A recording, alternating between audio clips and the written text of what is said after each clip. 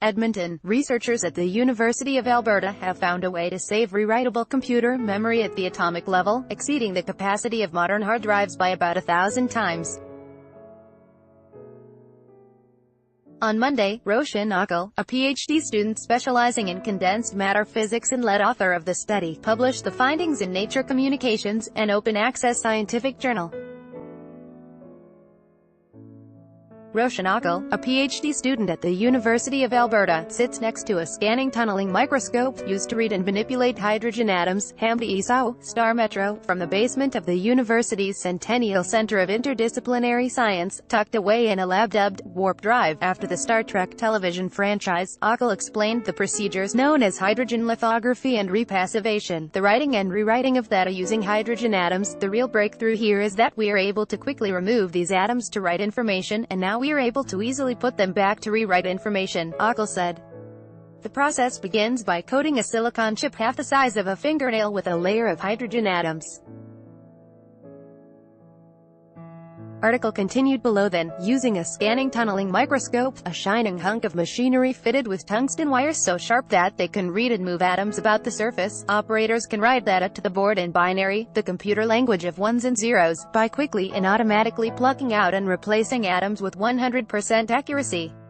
Hopkins said the idea for rewritable atomic memory came to him about a year ago when he and Robert Wolkow, a pioneer of STM technology and a physics professor at the University of Alberta, used the process to print a tiny maple leaf 10,000 times smaller than the width of a human hair for Canada Day. Then I realized, if we can remove and put back atoms, this would be a perfect memory, Hopkins said.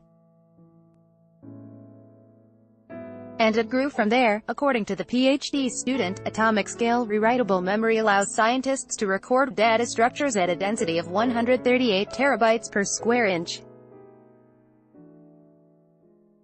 While he admits it's hard to visualize, he estimates the technology could be used to store all 45 million songs from the popular Apple Music streaming service on a surface the size of a quarter.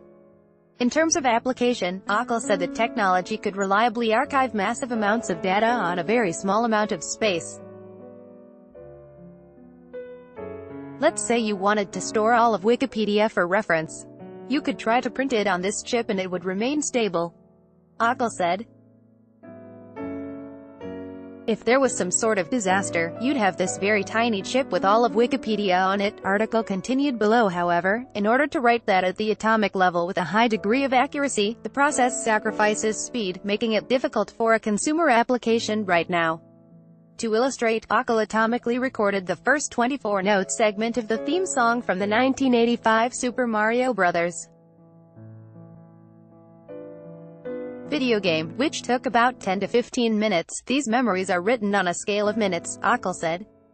The memory on your phone is doing things on nanosecond type time scales. Since the technology is still in the early stages, storing all the data on Wikipedia could take a few months of straight writing, he added, so more work is needed to perfect the procedure for practical application, but this lays a good foundation, Hopkins said. We know it's possible, so we can work toward that goal. Hamdi Isawi is an Edmonton-based reporter covering the environment and energy. Follow him on Twitter, @HamdiIsawi.